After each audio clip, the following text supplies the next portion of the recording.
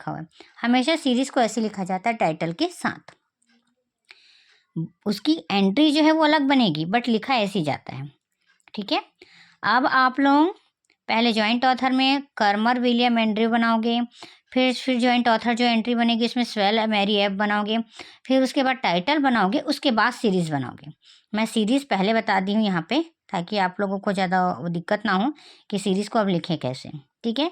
तो पहले जो जो आपने नंबरिंग की है उसके हिसाब से बनेगा। सब्जेक्ट तो हम लास्ट में बनाते हैं, सब्जेक्ट के बाद क्या बनाएंगे, रेफरेंस बनाते हैं, वो अलग होता है, ठीक है। तो पहले आप बनाओगे जॉइंट ऑथर की दोनों एंट्री, टाइटल बनाओगे, उसके बाद सीरीज़ बनाओगे। सीरीज़ में इसमें लिख दे रही हूँ कैसे बनेगी सीरीज़ एंट्री। सीरीज़ एंट्री में देखो कुछ नहीं करना है, सिर्फ उसका ब्रैकेट हटा के यहाँ पे भी जैसे उसका हम जो लेते हैं ना थर्ड लाइन, उसको वैसे ही यूज़ करना है।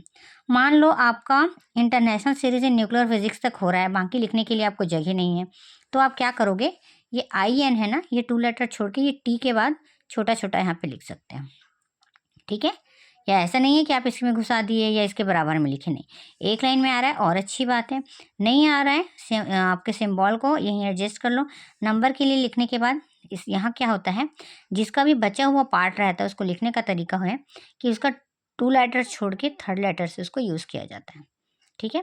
तो NO.19 यहाँ पे लिख सकते हो बीच में से छोटे छोटे, फिर बाकी आपको सब देख कर लिखना है। जैसे हम लिखते हैं, क्या था ये लास्ट में रहता है कि टाइटल से लेके हम यहाँ तक तो पूरा लिखते हैं। मैं क्लास में जैसे बताती हूँ कि यहाँ तक तुम लोग को देख के लिखना है, ठीक है। अदर एंट्रीज में आप क्या करोगे, ये भी से बता रही हूँ मैं, डेमिनेशन ऑफ न्यूक्लियर करके 3 डॉट करके छोड़ देना।